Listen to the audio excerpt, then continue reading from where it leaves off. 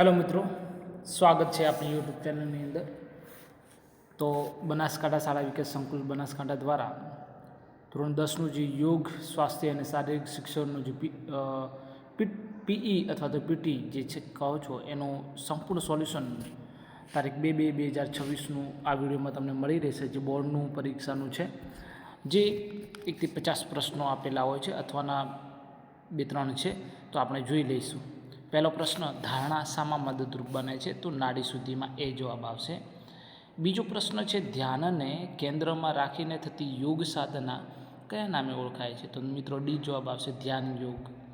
ત્રીજું, યોગ સાધનાનું પરમ લક્ષ્ય શું છે? તો ચિત્તાવૃત્તિ નિરોધ, એ જવાબ આવશે મિત્રો.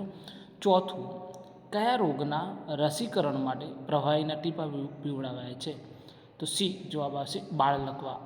પાંચમું, ધનુર્થી રક્ષણ મેળવવા માટે કઈ રસી આપવામાં આવે છે? તો ટીટી, બી જવાબ આવશે.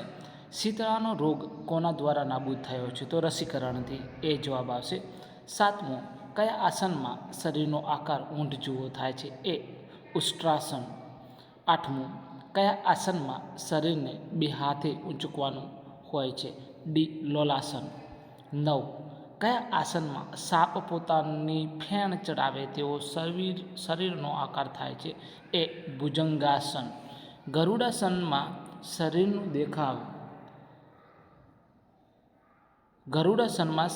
દેખાવ કેવો થાય છે? સી ગરુડ પક્ષી જેવો, સી જવાબ આવશે. 11મો, કયા આસનમાં શરીરનો દેખાવ મગર જેવો થાય છે? તો એ મકરાસન. 12મું, નૌકાસનમાં શરીરનો આકાર કોના જેવો થાય છે? એ હોડી જેવો. 13, કયા આસનમાં શરીરનો આકાર સેતુ જેવો બને છે? સી સેતુકાસન. 14, કરોડની તકલીફ હોય તો તેણે કયું આસન કરવું જોઈએ નહીં? એ ઉષ્ટ્રાસન. 15, ભુજંગનો અર્થ નીચેનામાંથી શો થાય છે? તો સી સાપ. 16મું, આયુર્વેદ ચિકિત્સા પદ્ધતિ કોણે શોધી હતી?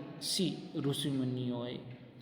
17મું, તમાકુના સેવનથી શાનું કેન્સર થાય છે? એ શ્વસન તંત્રનું. 18મું, સાબરકાંઠાના રસાસણમાં કામ કરતી સેવાભાવી સંસ્થાનું નામ શું છે? મિત્રો તમને ખબર હોય તો એનો કોમેન્ટમાં જવાબ આપશો.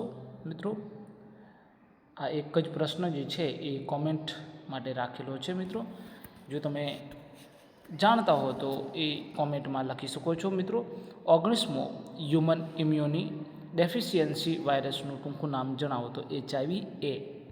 20મો, HIVના ચેપવાળી વ્યક્તિમાં મોડી વહેલી કઈ શક્તિનો નાશ થાય છે?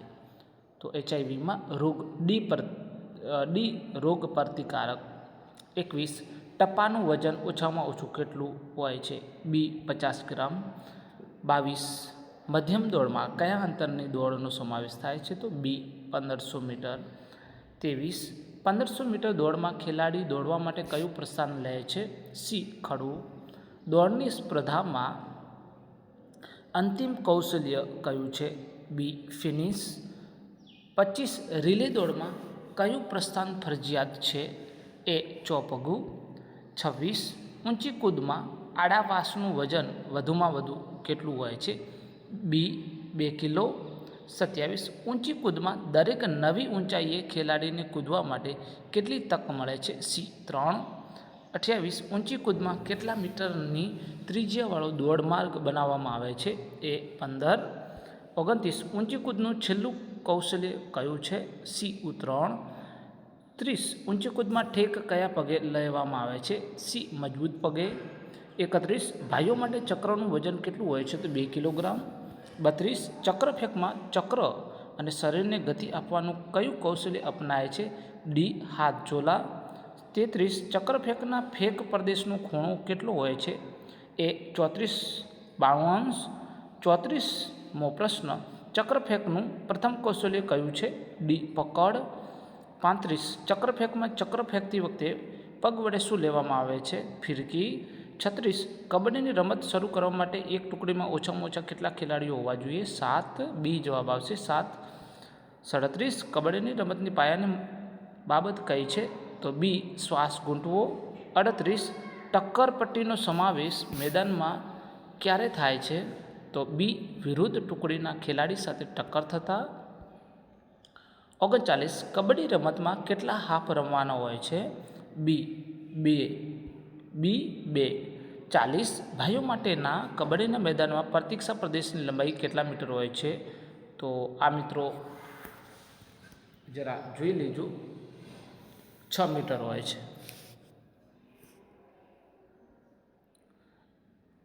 એ જવાબ આવશે 6 મીટર.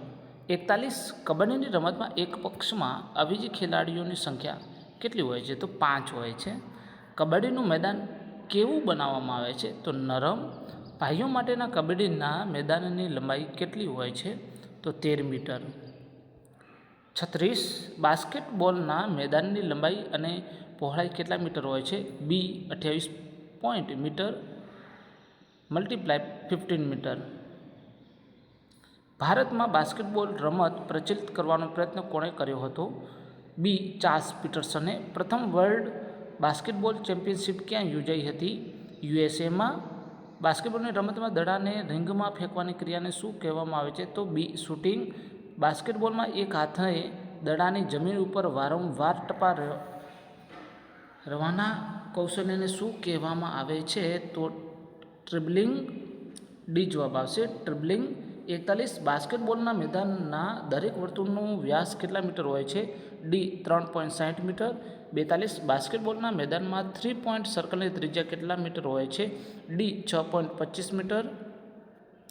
43 બાસ્કેટબોલની રમતના બે દાવ વચ્ચે કેટલી મિનિટનો વિરામ સમય આપવામાં આવે છે? તો બી 15. 44 વોલીબોલના મેદાનની લંબાઈ અને પહોળાઈ કેટલી હોય છે? તો એ 18 મીટર ગુણ્યા 9 મીટર. 45 વોલીબોલમાં એક ટીમમાં રમનાર ખેલાડીઓની સંખ્યા જણાવો. તો બી 6. 46 વોલીબોલના દડાનો ઘેરાવો કેટલા સેન્ટીમીટર હોય છે? સી 65 થી 67. 47 વોલીબોલની રમતમાં કોઈ પણ ખેલાડી સતત કેટલી વાર દડાને રમી શકતો નથી? ડી 2 વાર. 48 ભારતમાં વોલીબોલ રમતની શરૂઆત કોણે કરી હતી? તો બી YMCA. 49 નીચેના કૌશલ્યમાંથી કયું કૌશલ્ય વોલીબોલ રમતનું નથી? તો સી ડૂક મારવી. 50 વોલીબોલના મેદાનની રેખાઓની પહોળાઈ કેટલી હોય છે? તો ડી 5 સેન્ટીમીટર.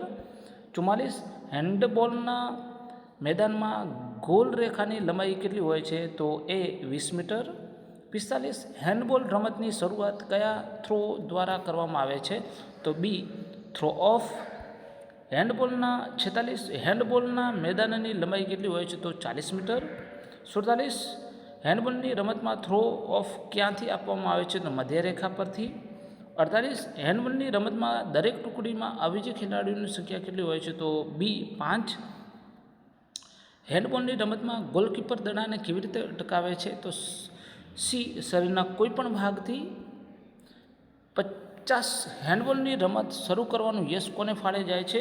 તો માસ્ટર કોનરેડ કોચના. ડી 44 વિશ્વમાં કયા ખંડમાં ફૂટબોલની રમત ખૂબ લોકપ્રિય છે? તો યુરોપ. 45 આંતરરાષ્ટ્રીય ફૂટબોલ ફેડરેશનની સ્થાપના એટલે કે ફિફાની સ્થાપના ક્યાં કરવામાં આવી? તો બી પેરિસમાં. 46 ફૂટબોલ વર્લ્ડ કપ દર કેટલા વર્ષે રમાય છે? તો સી 4 વર્ષે. 47 ફૂટબોલની રમતનો એક અર્ધ સમય કેટલી મિનિટનો હોય છે? તો 45 મિનિટ. ડી જવાબ આવશે. 48 ફૂટબોલના મેદાનની વધારેમાં વધારે કેટલી લંબાઈ હોય છે? તો 120 મીટર. બી જવાબ આવશે. ફૂટબોલની દરેક ટુકડીમાં કેટલા ગોલકીપર હોય છે? તો 1.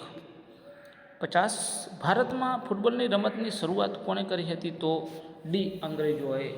જવાબ આવશે. થેન્ક યુ અને હેવ અ ગ્રેટ ડે મિત્રો. જો તમે નવા હો તો આ ચેનલને સબસ્ક્રાઈબ કરી લેજો મિત્રો, કારણ કે અમે નવા પેપરો નાખતા હોઈએ છીએ, નવા ન્યૂઝ એના લગતા જે શિક્ષણને લગતા વિડીયો બનાવતા હોઈએ છીએ. Thank you and have a great day મિત્રો.